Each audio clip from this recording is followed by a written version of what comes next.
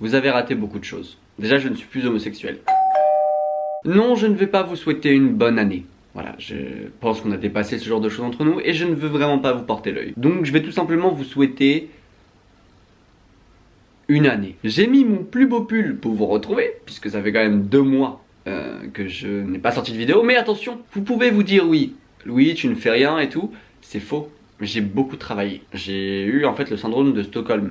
À savoir que pendant 4 mois, j'étais amoureux du capitalisme. Voilà, je me disais, il faut que tu travailles. Et quand je travaillais pas, je me disais, Louis, tu perds de l'argent. Kevin a 20 ans. Il vient de terminer son année en école de commerce. Mental illness, vraiment. Maintenant, je pense que cette époque est révolue. Vous avez des résolutions, vous? Parce que moi, je fais jamais ce genre de choses. J'ai appris vraiment de mes erreurs au fil des années. Et là, juste, j'ai vu une pote hier au café et on s'est dit, viens, on arrête de fumer.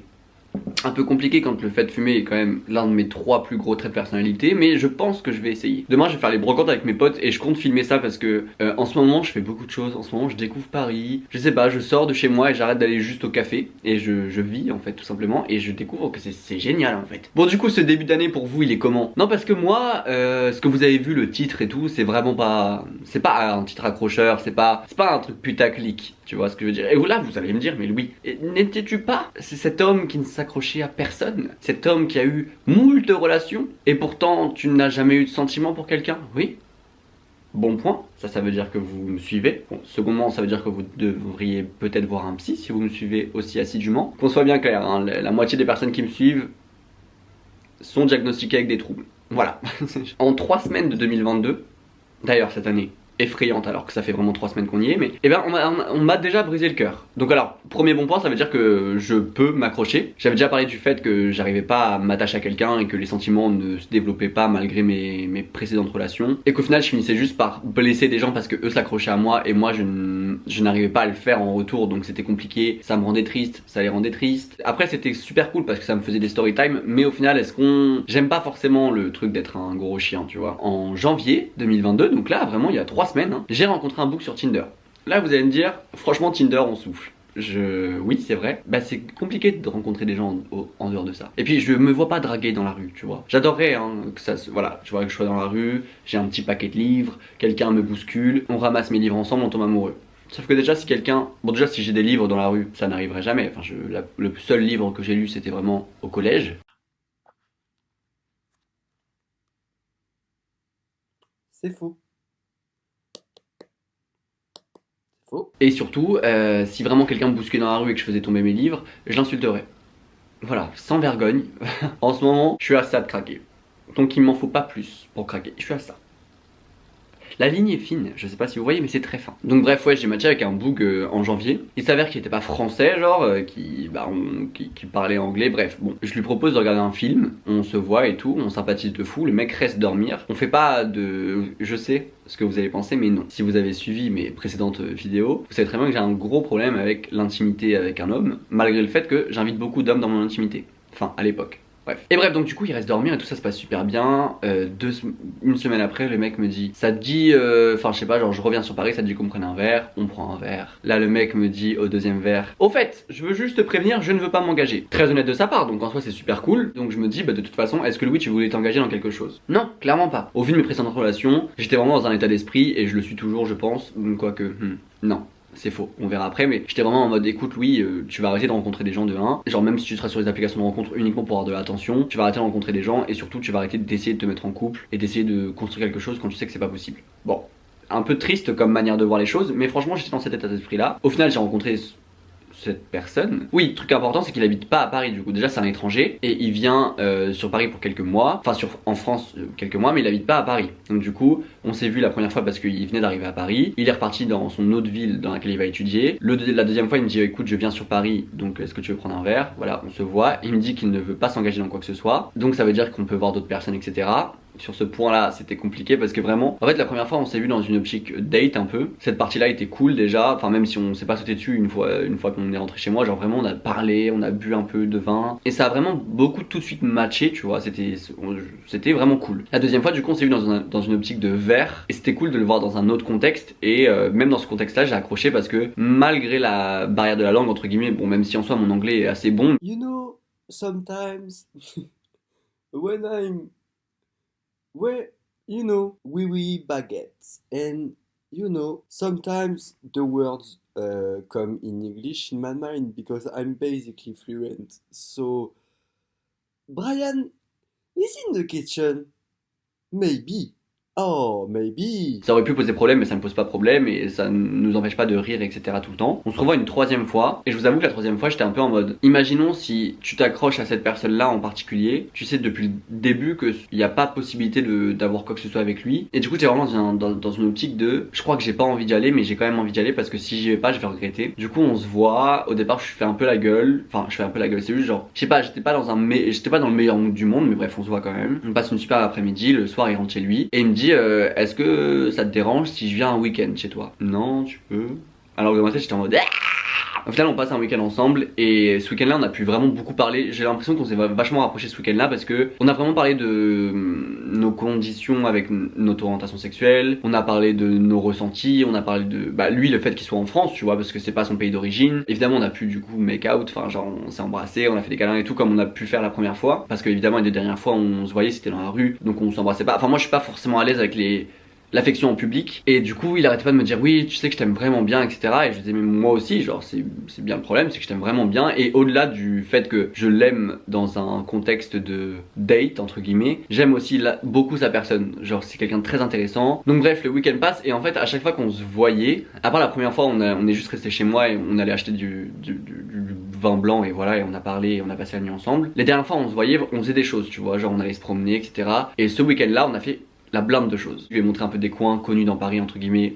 Évidemment qu'on a fait les enculés aller à Montmartre parce que bon, Montmartre c'est quand même magnifique, il faut le dire. Le week-end passe, il part et il me dit écoute, mercredi j'ai pas cours, est-ce que toi tu travailles? Moi il s'avère que je travaillais pas pour une fois. Je lui ai demandé son autorisation avant d'ailleurs, pour ceux qui vont dire. Et bref, donc du coup on se voit, il vient chez moi mardi soir, donc de cette semaine là, nous sommes aujourd'hui le vendredi 28 janvier. Et alors quand il arrive je me dis c'est supposément la dernière fois que je le vois. Je sais pas pourquoi, me demandez pas pourquoi, mais j'avais un feeling. Genre j'avais ce truc où je me disais, il y a un truc qui cloche. Le mardi soir, je suis vraiment pas forcément bien, mais je pense que ça allait aussi par rapport à mon moral dans ce moment parce que je vous dirai ça après, mais j'ai l'impression que, en fait, là, ça fait un an pile poil où la période où j'avais envie de mourir pendant 6 mois a commencé. Vraiment, c'était fin janvier quand j'ai été tège de la Fnac, littéralement. Enfin, pas tège, mais juste j'étais intérimaire, donc du coup, ils m'ont dit pars. Et du coup, ça vraiment, c'est à cette période-là que ça a commencé à aller très très mal, où je pouvais plus sortir de chez moi, etc. Et là, c'est pile poil cette période-là. Et du coup, j'ai l'impression de rentrer un peu dans une phase, tranquillement, évidemment, mais j'ai l'impression de rentrer un peu dans cette phase et juste je sens un peu donc du coup je fais attention à moi etc bref d'où le fait que mardi soir j'étais pas forcément bien. Mercredi on passe la journée et mercredi je sais pas pourquoi mais je me sentais pas très bien, genre j'étais pas forcément triste non plus mais en fait je me retenais de pleurer toute la journée, pas par rapport à lui juste par rapport à ma situation mentale actuellement. Louis qui pleure, est-ce que c'est vraiment bizarre?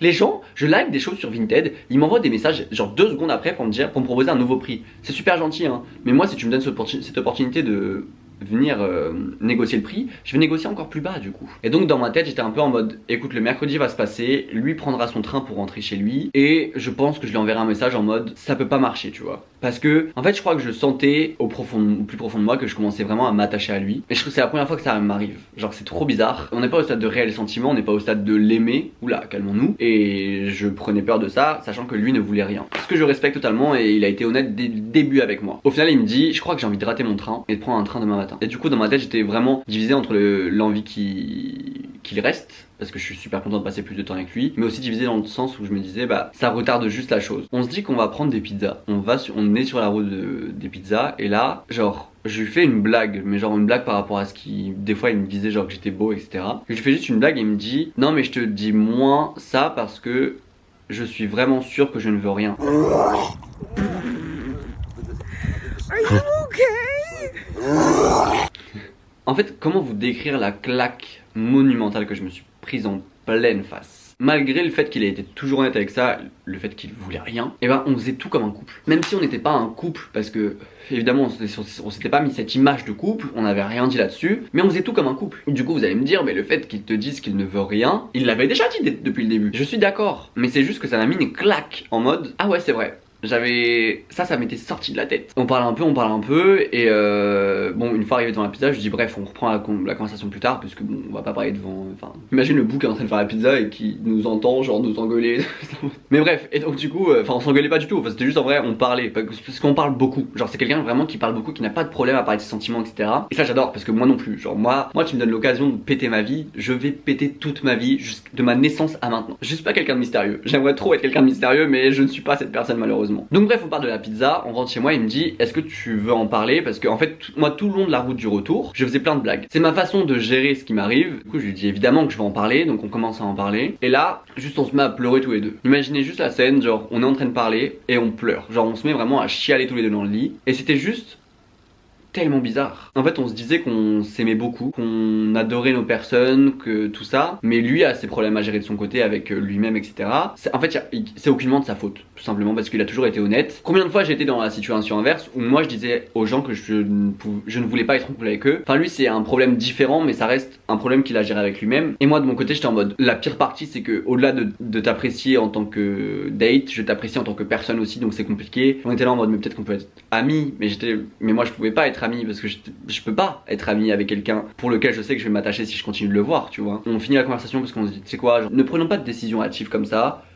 Est-ce le mot? Est-ce le mot? Peut-être, on sait pas. On se lève le matin et moi je devais aller au taf et lui devait partir. Genre juste on se fait un câlin, enfin bref on est mime sur le canapé quoi. Et je lui dis franchement tu sais quoi, nique sa mère, genre on continue. Et de toute façon tout est 100% clair, genre je sais que tu ne veux pas être en couple. Et même si genre ça va être archi dur parce que lui va évidemment repartir dans son pays. On se reverra jamais probablement. On sera jamais ce dont j'ai envie qu'on soit dans ma tête. En fait, je sais que je me détesterais d'avoir juste loupé cette occasion de vivre une relation entre guillemets genre. Parce qu'en fait c'est la première personne à laquelle je m'attache réellement. Et je me fais pas de faux espoirs hein. Ne pensez pas que je suis dans une optique de me dire non mais je vais le changer. Pas du tout. Je veux juste profiter des moments que j'ai avec lui. Et tant pis. Voilà, je sais que ça me fera super mal. Je sais que je le regretterai de fou parce que quand il partira, ça va me briser le cœur en 12 000 morceaux. Mais en fait si je le vis pas maintenant, je le regretterai toute ma vie.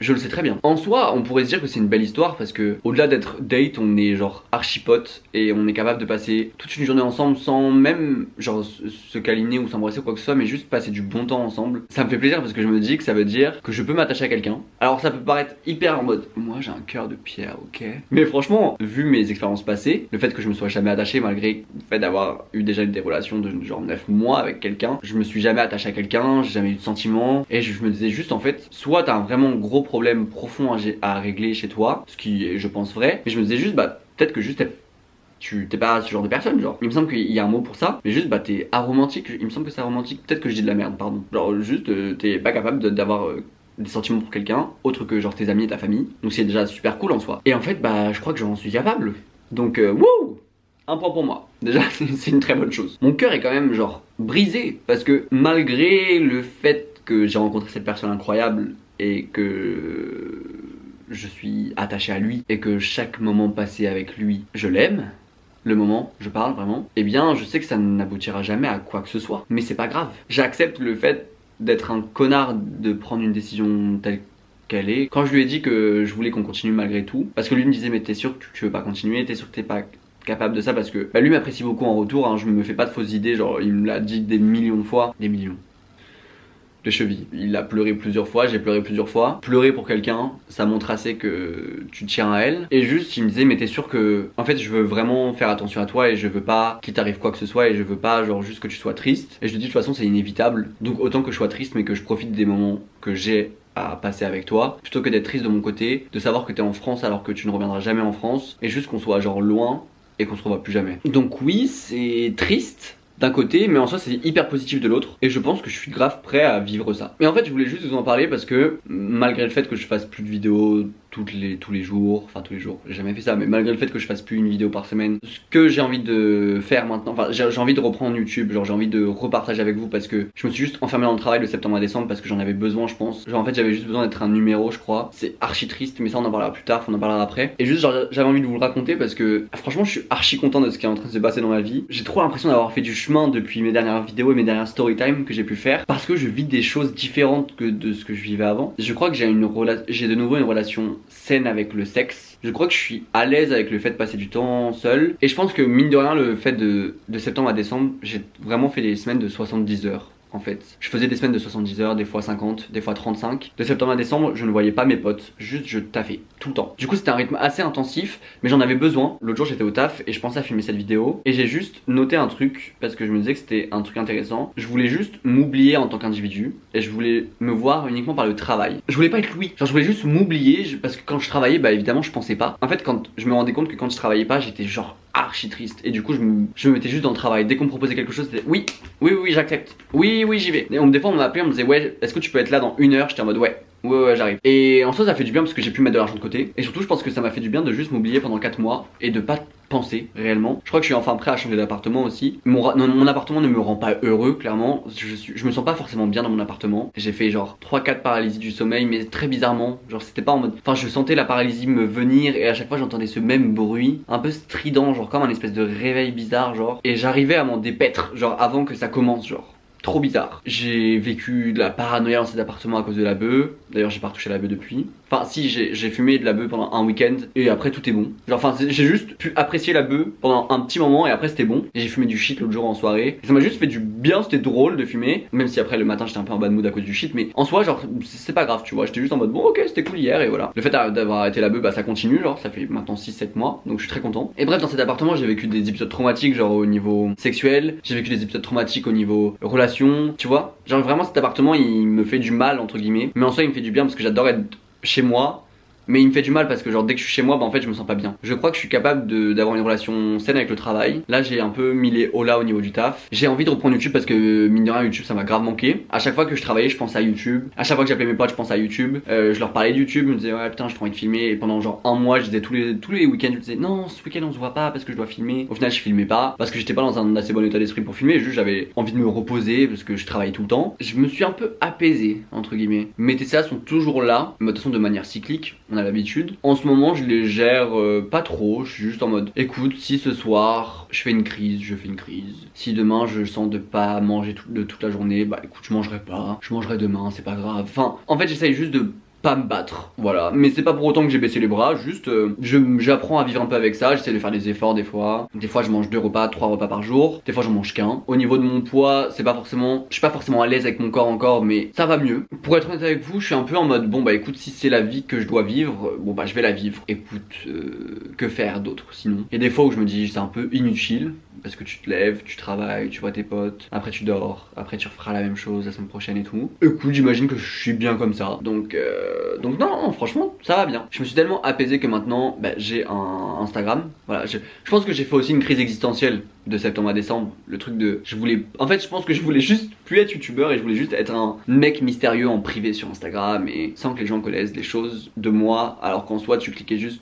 Enfin tu tapais Louis sur YouTube et tu pouvais savoir ma vie sexuelle, ma vie sentimentale, ma vie, enfin ma santé mentale, tout. Donc c'était débile en fait. Mais je pense que j'avais besoin d'être juste un mec mystérieux pendant genre quelques mois. En soi ça m'a fait du bien. L'attention aussi c'est cool, on va pas se mentir. Genre c'est aussi le truc pour lequel j'ai fait Instagram parce que j'aimais bien aussi l'attention et j'aimais bien raconter ma vie aussi. J'aimais trop parler avec vous. Et du coup je me suis refait un Instagram. Enfin quand je regarde mes vidéos d'avant, franchement je suis largement mieux maintenant.